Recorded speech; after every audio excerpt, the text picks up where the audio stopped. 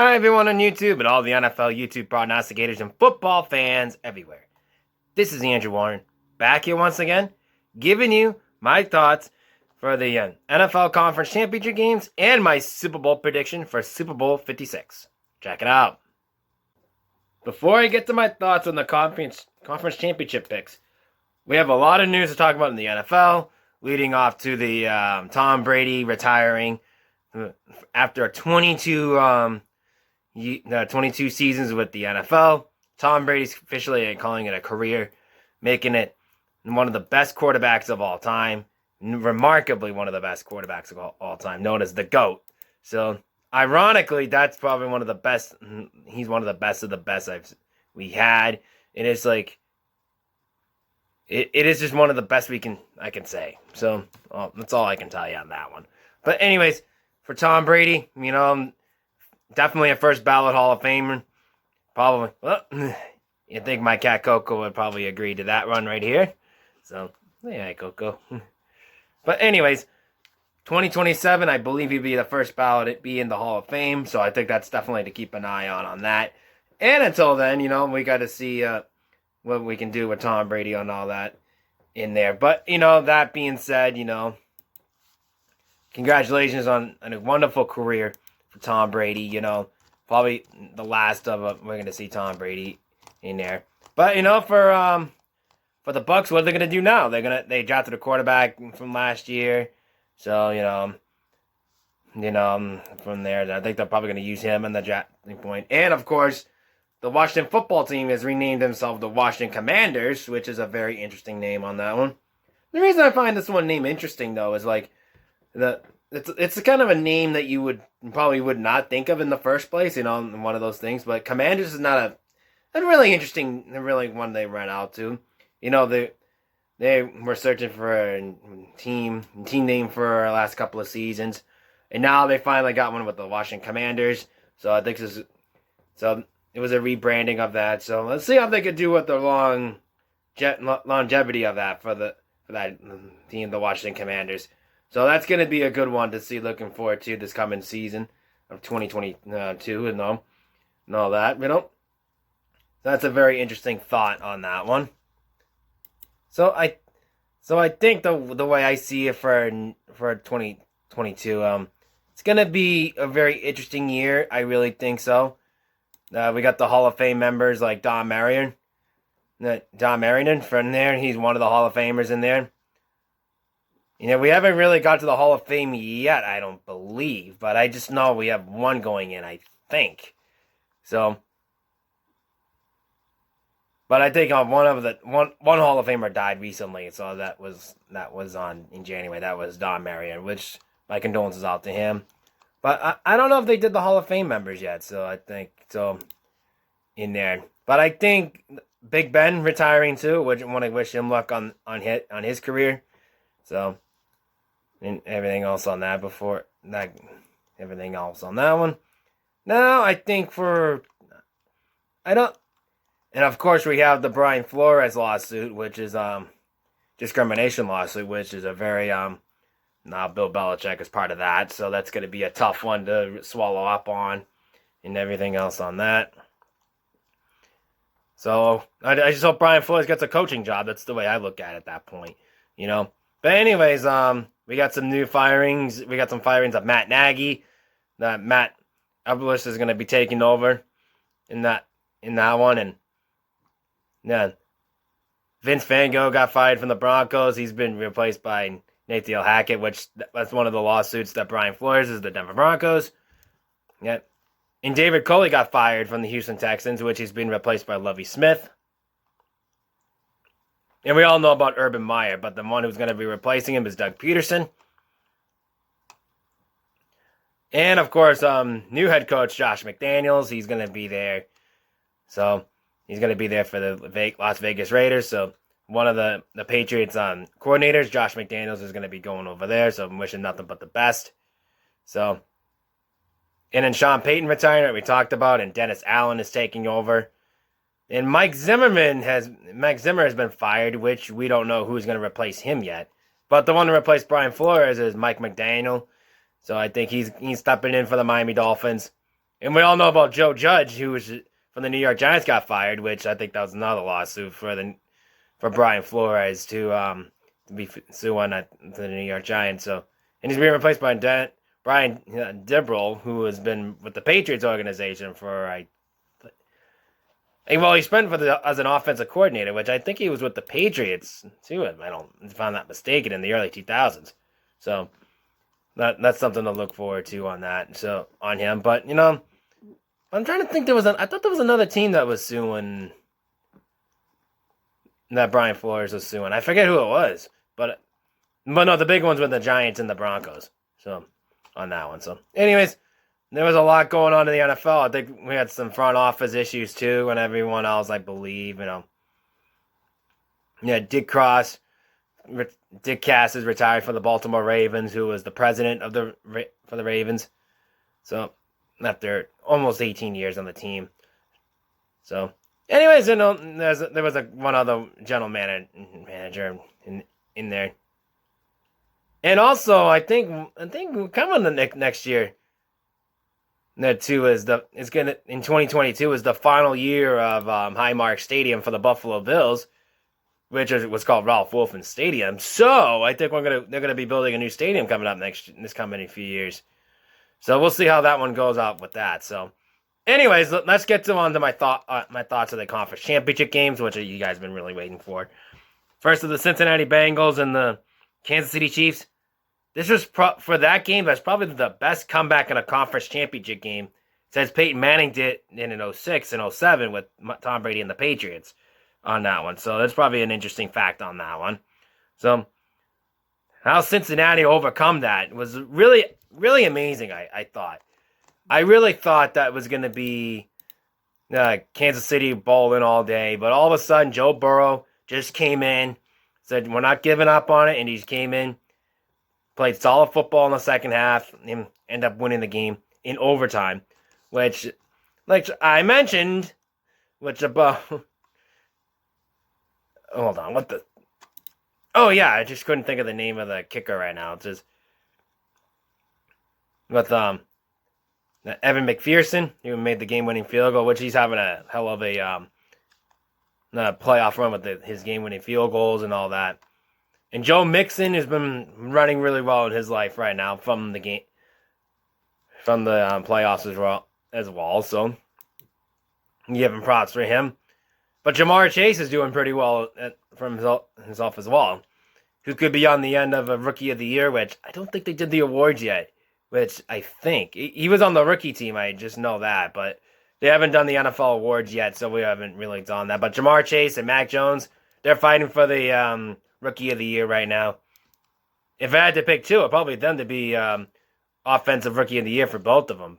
Which I don't know if they have done the NFL awards yet. I haven't really looked into that yet. So, anyways, that's a good way to look for the Cincinnati Bengals on that one. And they just kept fighting, and they just pulled off one of the biggest upsets since Peyton Manning did with the Indianapolis Colts in 2006, which I think that was a major upset on that one. I'm trying to remember on that one. But anyways, that was a good conference championship game.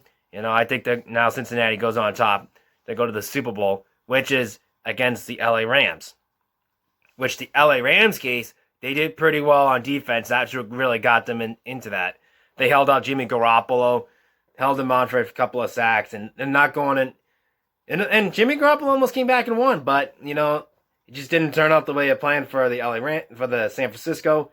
Until then, I think, and what set them apart was I believe was on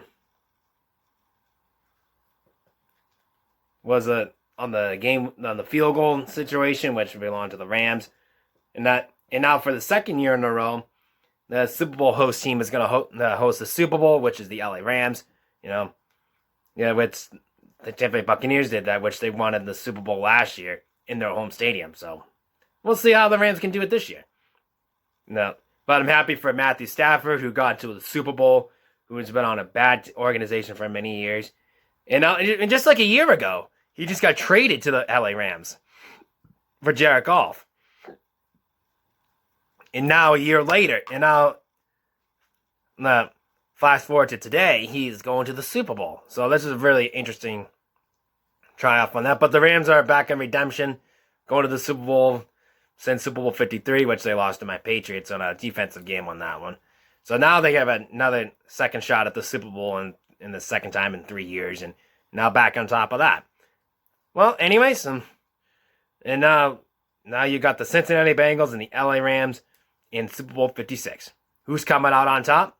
Stay tuned to find out.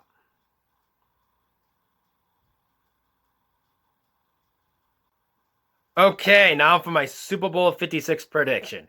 Now, I know how we got the Cincinnati Bengals and the LA Rams, how they got there and everything, but what got to them at this point for both teams with the LA Rams, they did it on defense. For the Cincinnati Bengals, it was kind of on both sides of the ball, which was, well, like 3 sides of the ball if you're asking. For the Cincinnati Bengals, they did it on offense, they did it on defense, and in special teams, which is very interesting on that one. And I got to tip my hat for Zach Taylor. He's definitely a Coach of the Year candidate for me. I was going to say my Patriots Bill Belichick, but after what Zach Taylor did, I think he deserves that honor. But anyways, that being said, I think the way I see it for Joe Burrow's case, Joe Burrow, an injury a year ago, he won a national championship, in LSU, not like a few years prior to that when the Rams were in the Super Bowl, which is kind of interesting. I think it was around that time. So I think it was something like that. And now Joe Burrow can catch history with being only quarterbacks along with Joe Namath and Joe Montana to be the only guys to win a national championship and a Super Bowl in their career. So it's pretty cool on his part on that one. So anyways, what Joe Burrow needs to focus on, just stay on the positive, just look on whoever's open man, and he'll be fine. But also for Joe Burrow, this is a very interesting task from a year ago.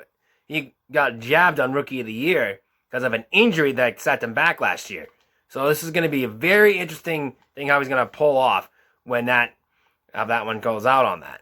But I think the way I see it for the Cincinnati team, I feel like this is more of a motivation game than anything else.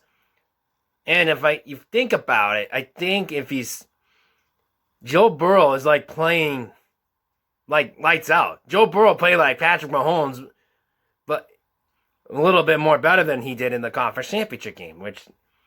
But he has a great tight end in Drew Sample and C.J. Ertzman. And then don't forget, on the other side of all, Tree Higgins and Jamar Chase at the wide receiver position, and Joe Mixon.